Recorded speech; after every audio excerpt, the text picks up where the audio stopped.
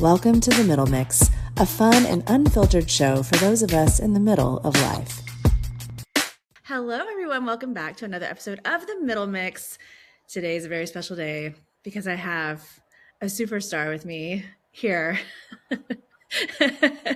Today is huge. Let me just give you, I have this whole plan for my introduction for you, Denise. But first, I want to just tell everybody briefly that I have actress, comedian, writer, and producer Denise Fennell with me on the show. But let me just read this from your website because it's the perfect description of you. Whoever wrote this, we need to write them a letter. Thank you. Okay. Denise Fennell is a powerhouse performer whose joyous energy, impeccable timing, and emotional honesty captivates audiences everywhere. Yes, check. I've seen this. Known for breaking the fourth wall like a genius and making every crowd feel part of the show, she blends hilarious characters, vivid storytelling, and heartfelt vulnerability into unforgettable performances. Look, I'm not like always reading a bio like that, but come on. That's good. You know, it's what I try to do. I really like, and that's really what I love about it. So for me, it's always interesting that somebody got it, even if it was just that one person that wrote that. It's when I read that, I was like, oh, I'm not writing my own version of no, we're just going to read that because it's so true. I've seen you perform. I've been lucky enough to see you up close and personal multiple times performing and hanging out and interacting with you. And everything that is on that is totally true. You're amazing at all the things that you do. And I'm so thankful that you're here with me on the Middle Mix. Thanks. I'm so excited. I think the middle mix is like my perfect mix. It's a perfect mix. When I read your description of what the middle mix is, I was like, oh yeah, okay. I'm looking for a place to have nice conversations like that with other people in the middle of their lives.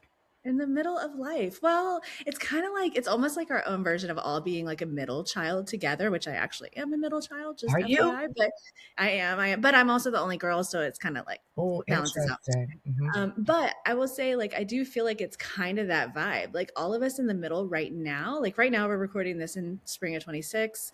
It just feels like we are kind of this middle child, like, hey, we have things to say that are really important. Could somebody please pay attention? Listen, not only do we have things to say, like we have basic survival skills, like my kids, raising children as a child that was raised in the 80s and 90s, that's a whole different thing. And you're a parent too.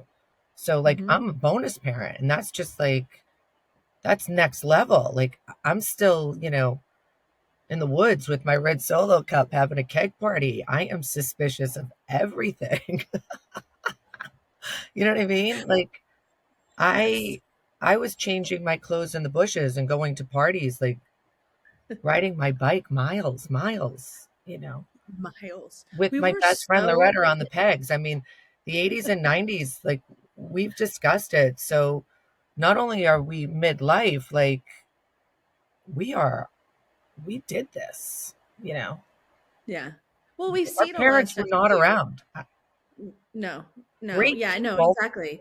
Yes. A lot more independence when we were little. Yeah. I mean, and it's like very, very different now. And I know the world is different now. And so, okay, we all got to move along and that's cool and it's fine. But like, it's interesting because we are the only group of people, those of us kind of, born between like approximately 65 and like 87, 88, something like that, that really actually like lived life before internet and actually have those memories and like how things have changed. And like you said with parenting, it's like everything's changed. But I wanted to ask you, okay, first, I have a couple of specific things to ask you about.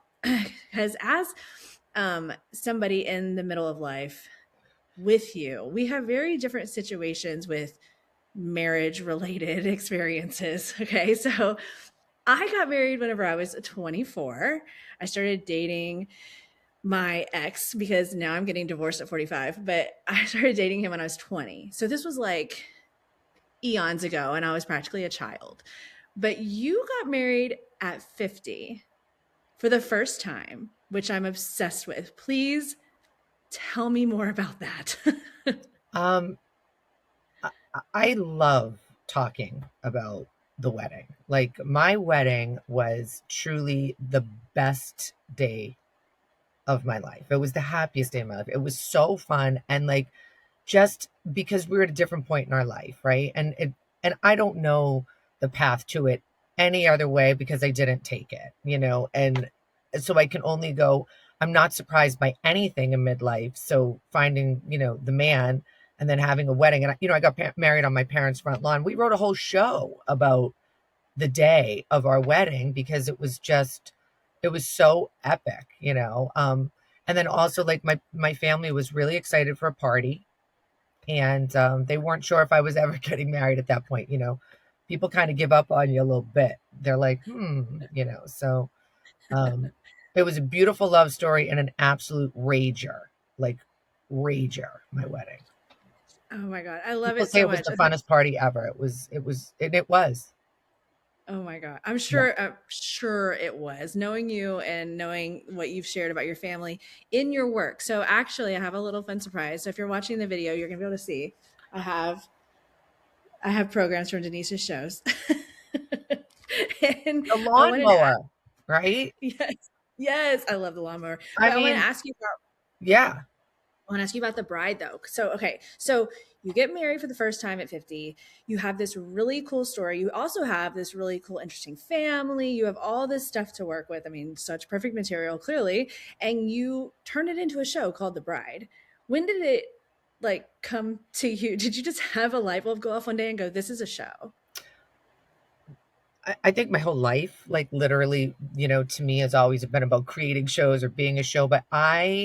So I was working in Houston at a theater there, stages rep, as you know, and just a wonderful organization run by Ken McLaughlin at the time, who was the artistic director. And my husband and I had just gotten married, and it was actually my husband's idea to pitch them this idea of me having my own one person show, which was something that I always had wanted. And so we were talking to Ken on the phone one day, and we pitched him a few ideas and sent some samples of writing over, and he loved it. And he said, what if the character was a bride? And of course, my husband was like, well, we just got married. Of course, we know everything about this. So he got to it, and it was incredible what he wrote, like sort of his perspective of our wedding. And I mean, the show, it's heightened and over exaggerated, and he writes in a way where it's relatable to anybody that is getting married, whether you're 20 or 50. Somehow it just gets completely derailed. And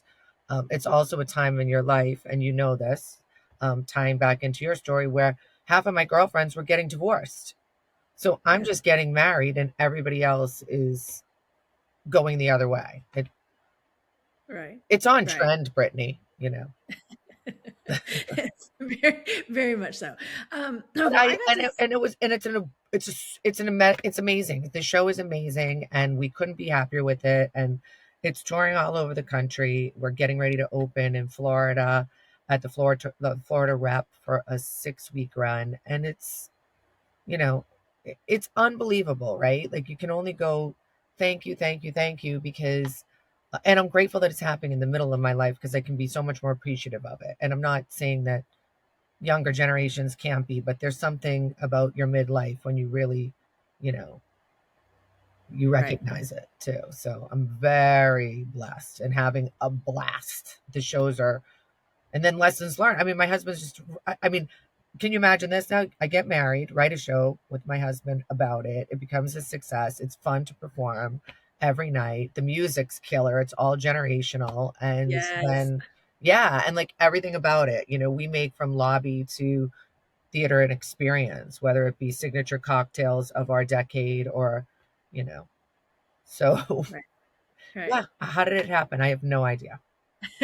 Well, I'm so glad that it did because it like you said, it's not about like saying like one age group can or can't do this and really comparing. It's just something you can't explain. When you're in the middle of life and you do start having like big blessings and big cool fortunate things happen and accomplishing big goals, it's just this really special experience. It's just you can just imagine it's just quite different than what it would feel when you were in your 20s, and I feel like also it's interesting because I don't know if you agree with this, like I feel like kind of society or whatever, whoever we're gonna blame it on, there's all this pressure, at least whenever we were younger, maybe, I know for me, there was like the pressure to make so many big life decisions, like before I was even 30. Like, calm down. I'm not a freaking grown up yet. Like, I didn't even feel like I was a grown up until I like had my first child at 30.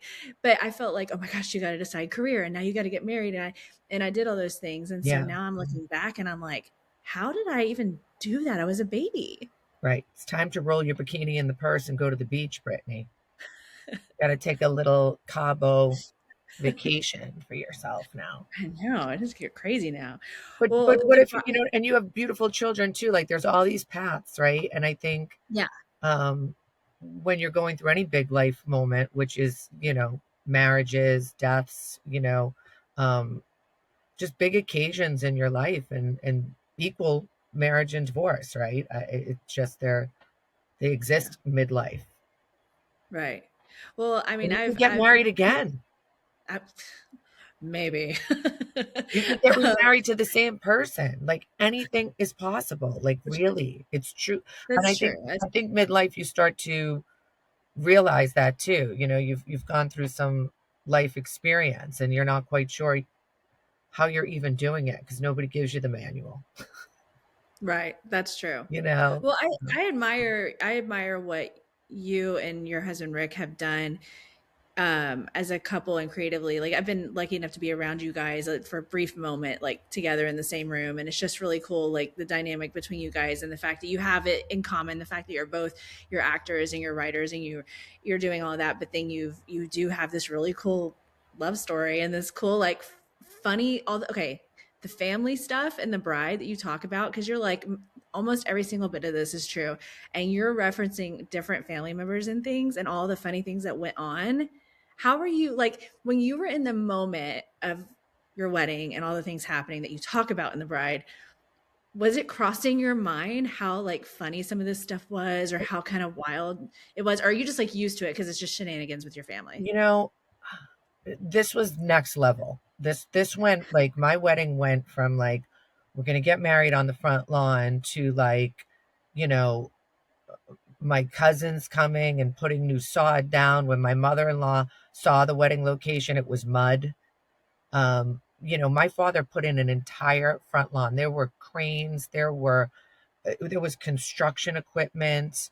There was, and my cousins were driving like tractors and digging stuff up, and my brother and Massimo was laying electrical. I mean, this was a group affair. It was so nothing surprised me. Nothing. Like the band was assembled from my husband's family, and this was like the first time where our families would be gathered together, and everybody was ready to party too. I mean, and it came together. It really came together. So yeah, like the weather was factored in. Um, at one point my sister was, just playing Come On Eileen over and over and over again. My girlfriends were like back doing woo woo shots at the bar. I mean, it was Yeah. 1989 all over again, and the music was a big part of our wedding too. My husband and I had a lot of fun putting music together, and we do Oh, that yeah. in our shows also, which is one of the coolest parts of it, I think. It really is one of the coolest parts of the like overall experience of going to these shows that I've been to of yours, because it's like before it even starts, that it has not even begun. I mean, it kind of has, because you go into the space and you had like with the bride, I went in and it was like boom, music, and it's just like there's something so magical about doing that and helping to like get everybody into the groove of it and get into the mood and like the mindset of having fun, because that's what music does, I feel like, for Well, us. memories and nostalgia, like when you have stuff in common with people, it's like um my neighborhood. I'm a neighborhood girl. That's how I label myself. Like I grew up in like a real close knit neighborhood in Boston, Mass. We call it the 02458. It's like the lake. And those were like all the lessons I learned in my life. My parents' house is still there. It's still a complete time warp of like 1970 to like the hardcore marble days, like marble tables and marble lamps that are like, you know, little cherub angels and glass, and you know what I mean? Like the whole nostalgia of everything is so in deep inside me. And I think anybody in the middle age, when we can share that common shared experience where it was like, have you ever tried to dial 911 on a rotary phone? You know what I mean? Like, while your mother's threatening your life, like, because that's how I grew up, and not in an unsafe way. Just like that was the generational, you know, Yeah. your whole neighborhood would parent you. It was just I think different, and there weren't cell phones. People were like yelling out their windows, like, knock it off, like stuff like that. So, right? can you imagine just like now, like if I just like looked outside and somebody's like, knock it off, like yelling at somebody else, I might be kind of alarmed, we're not used to that anymore, but you're right. Like you would just kind of communicate how you needed to do in the moment. Yeah. Like if we were doing something really stupid, like behind my house, we have a hill, and we would just like ride our bikes down at full blast, just like full blast. And I think my mom said it once, if you break your leg, don't come running to me. And it was just like, and just like being bleeding at the back door, and, them not wanting to let you in because you're going to bleed on her gold carpet, or like, Right. falling out of a tree and your dad yelling, walk it off, you know? So these sayings you actually, so I want to shift and ask you some things about lessons learned, the other amazing one person one woman show that you do, and it's you I can barely even talking on you talking about these sayings that were so common back in the day is actually something you have incorporated into lessons learned, which shows like you talk about your upbringing and all this stuff of this time period. And when I first saw you perform that, you really pointed out like children should be seen and not heard. I about died laughing. Like Every city I go to, everybody just screams it right back. It's no hesitation. No no. matter where I go, no matter where I perform the show, we all heard this. That's I I often think when my bonus children walk into the room, what if I said that? Like as a study, Oh. you know, it's Excuse like a me. reaction shot. You know what? Children should be seen and not heard. That I could be in jail for that. Probably. Or Possibly. Well, and the audience, like what's so cool about lessons learned is that when you prompt, like you said, like everybody knows it. You prompt the audience with like just the first few words, and everybody says the rest of it with you. Like children should be seen and not heard, right? And then it was the crying one. What's the keep crying, I'll there's give you something to cry about. keep crying, I'll give you something to I'll give you something to cry about. Really. Yep. That's it. And keep making that face. It's going to freeze that way. I You know what I was mean? so Like what? scared of that. But that was it. It's the most, and sometimes people shout new ones out and I'm like, yes, Yeah. I'll knock Oh you yeah. into next week. I'll knock you into next week. I mean, nobody ever knocked me into next week. Nobody. But the thought of what that might be, just the Yeah. thought of like, what is that? That has been my personality since I was a kid. Right. Like I I wanted to ask my father, what does that mean? But I knew at any moment not to do that. Or right. maybe I did. I don't know.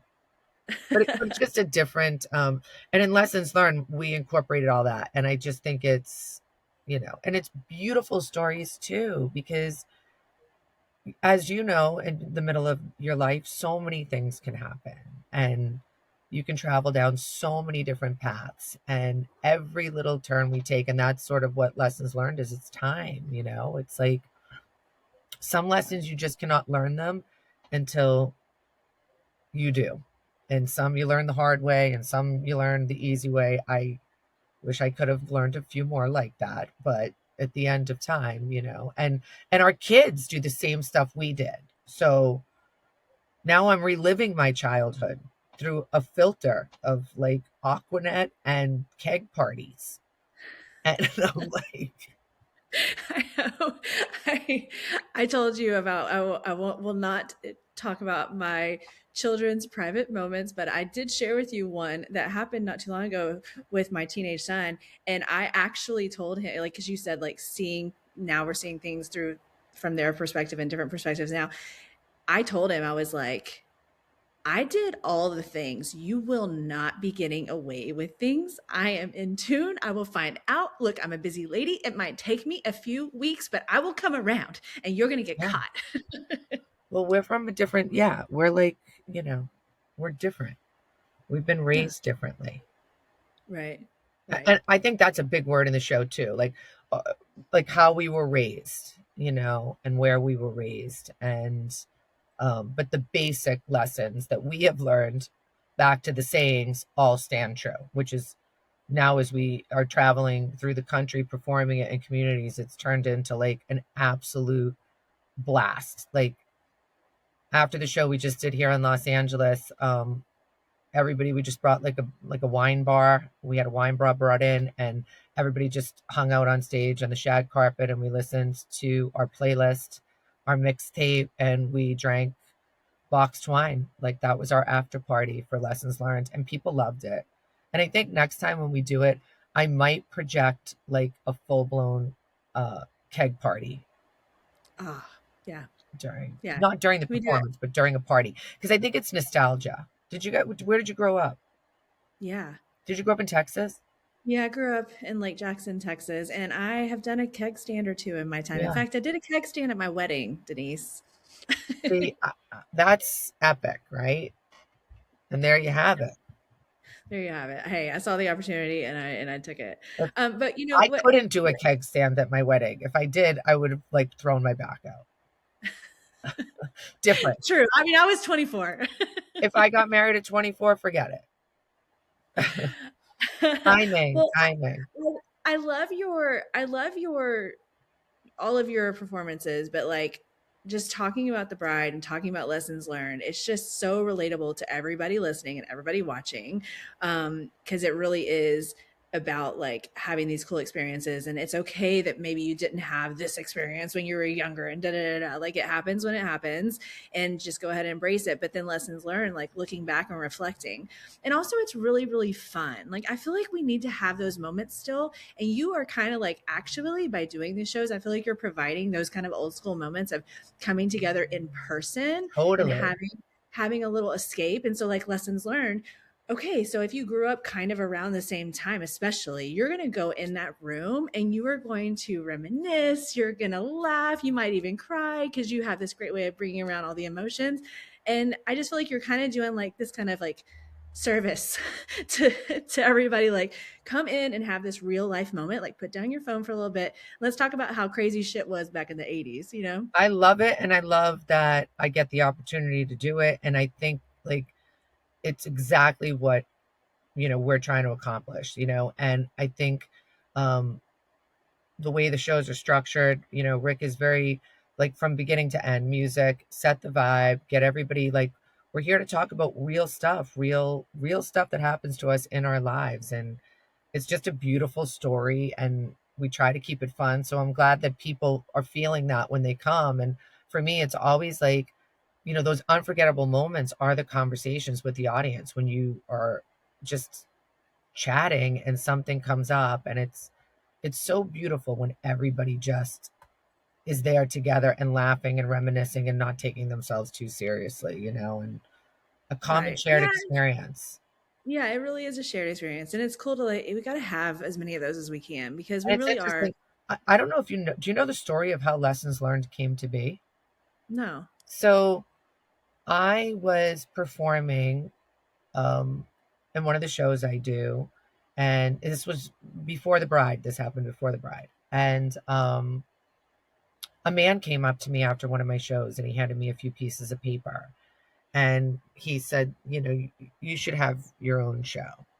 And he handed them to me, and they were like from an old AOL account, right? Like so old, and you can tell that he tried to print it out with colored ink, but he couldn't because it ran out, and like I don't remember him. We've tried to look his email up many times, but he saw me, and he said you should have your own show. And um, it was a list of really funny sayings and things that we heard growing up. And I held on to it for years, and then I lost track of it. And after my dad passed, when I went back to Boston and was going through some of his things, I found it. And I was like, oh my God. And I knew I always wanted to do something with the show. And had I not met my husband at that time in my life, had I not learned all those lessons up until that moment, even with the timing of the show, but because of this man, because he gave me those pieces of paper, because my dad saved it, uh, this is the show. And it's just so that's sort of the backstory of it. And we do um, kind of reveal it in the end, but that goes so much deeper for me. So just Right. taking those moments and at those times in your life where you're like, what am I doing?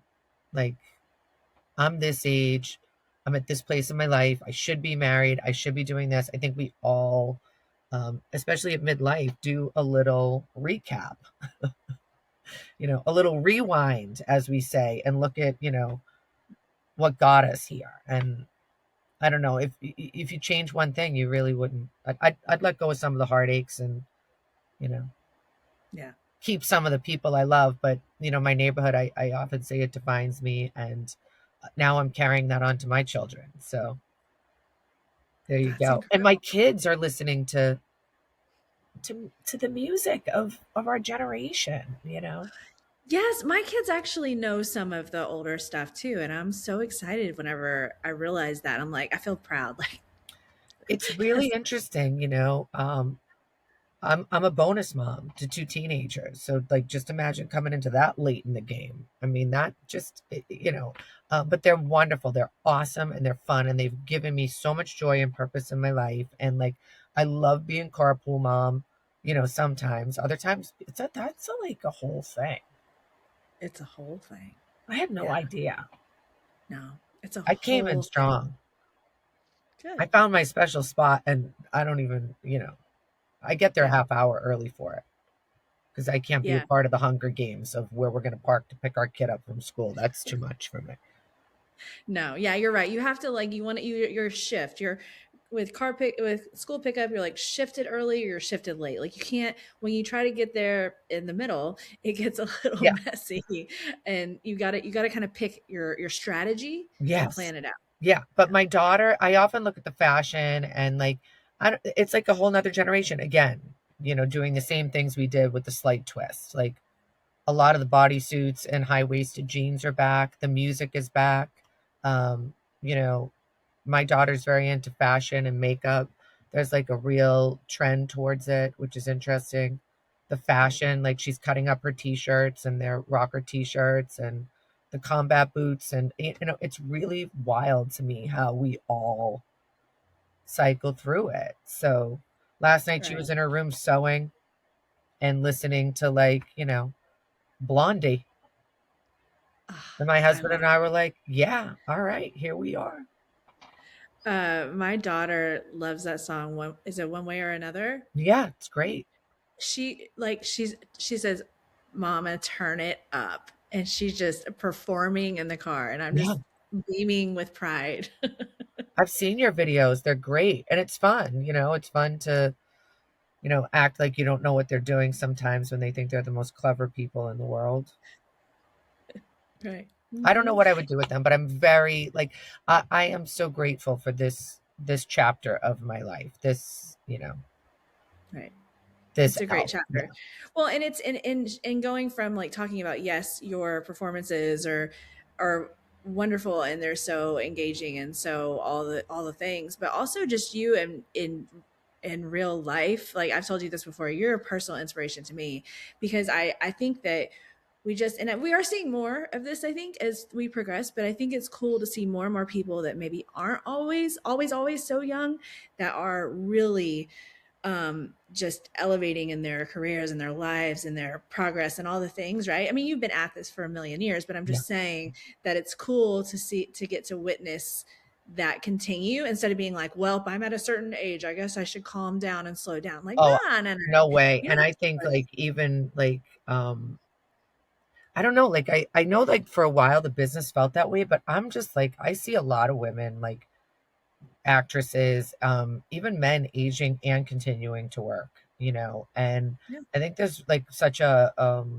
I think our demographic is really interesting. And I think we're at the time in our life where we have a little space to, you know, have a little bit more community and get back out there and to do some stuff. I know you know this, like there's a certain time, especially when you're raising children, where it's hard, you are carpooling all day. And um, for me, it's like just a balance of life, right? Like I've been on the road doing a series of mini tours for the last 3 weeks, which is, wild, where you like fly from LA to New Jersey, do two shows, and they're like St. Patrick's Day shows, and people coming in hot on the East Coast. And then you're back, you do the show on Saturday and you're back on a plane to LA, Sunday night. And then you're carpooling in the morning, right?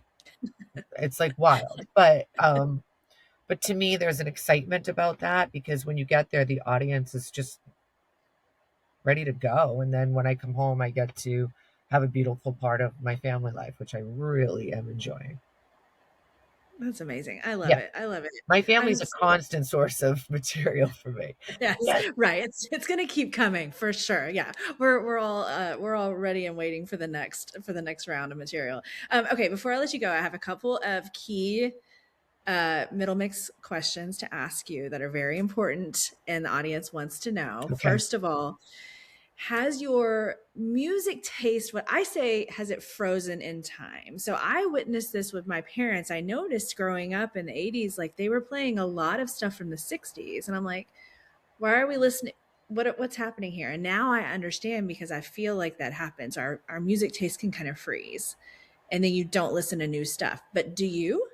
I do. I do because of my kids. Like, I mean, but we don't listen to the radio like we used to listen to the radio. So we don't hear the same songs. Like, we have Spotify and iTunes and, YouTube. And, I mean, our kids have access to music in a way that we never did. So I enjoy getting to hear some of the new stuff. And but I mean, I have signature go-tos. I mean, I'm a huge Christopher Cross fan.